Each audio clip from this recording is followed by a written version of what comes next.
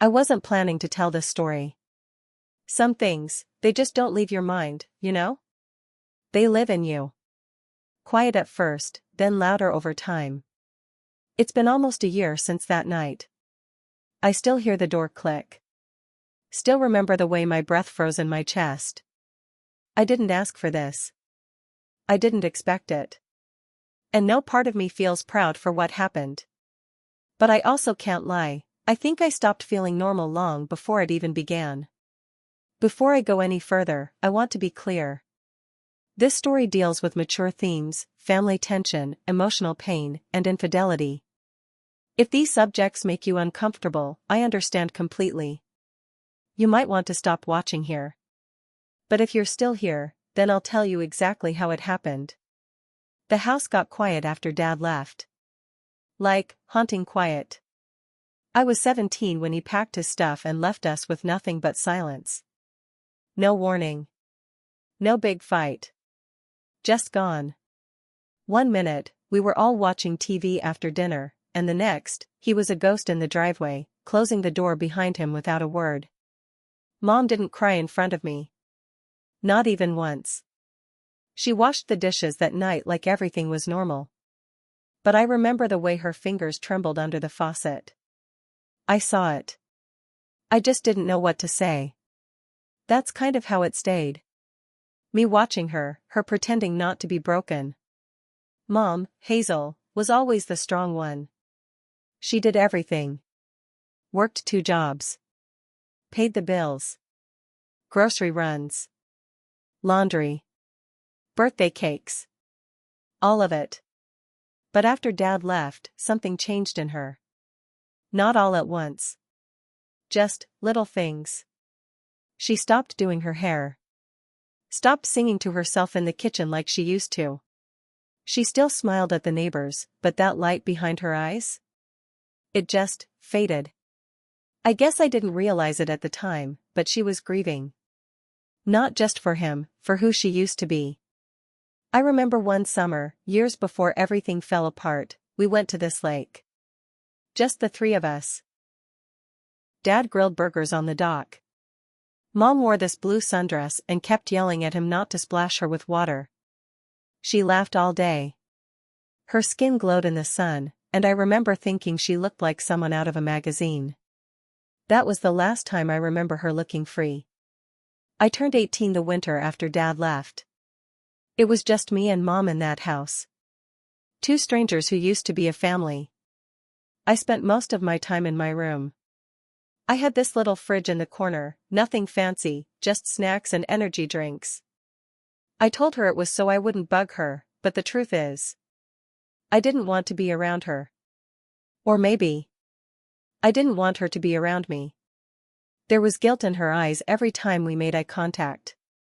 Like she felt sorry for dragging me into the wreckage of her life. But what she never saw was that I felt the same way. At 18, you're supposed to feel like a man. I didn't. I felt small. Confused. Hormonal as hell. And angry. Mostly angry. At him. At her. At myself.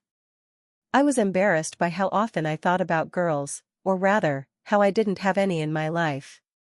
The girls at school treated me like wallpaper. And at home? There was no one. Just Mom, moving around the kitchen like a ghost.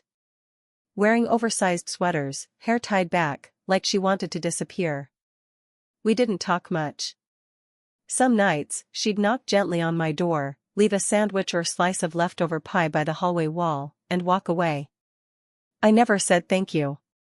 I should have. But I was stubborn, and maybe scared.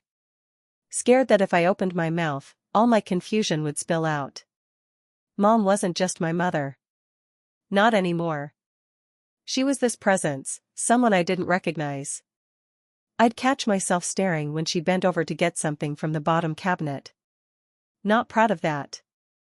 But when you're 18, and desperate for touch, and you see the only person who's ever been near you start looking like a woman again, something messes with your head.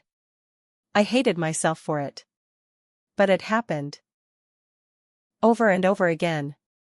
She didn't deserve what came next. Neither did I.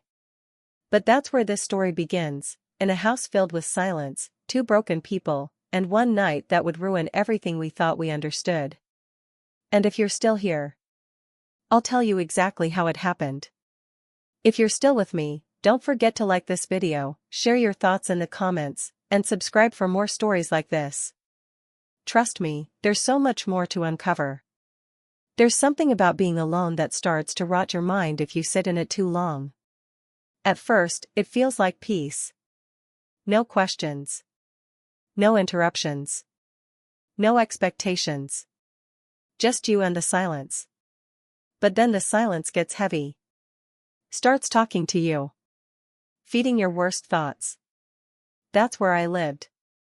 Every single day after school, I'd come home and go straight to my room like it was a bunker.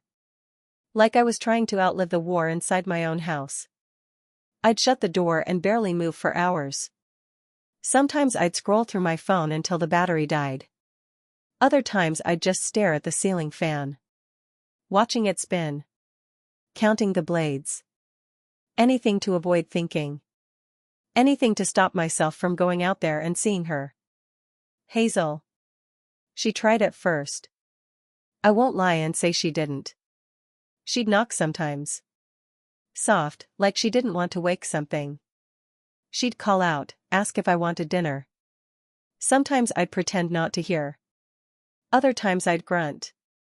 Most days, I'd wait until I heard her leave the kitchen, then sneak out and heat something up on my own. We existed like strangers in the same house, orbiting around each other but never touching. And in the middle of all that cold space was that little refrigerator in the corner of my room. Just humming quietly, always full of the same three things: bottled water, protein shakes, and leftover sandwiches. At first, it was practical. I told myself it was just to avoid her cooking. But over time, that fridge became something else. A symbol. A wall. A way to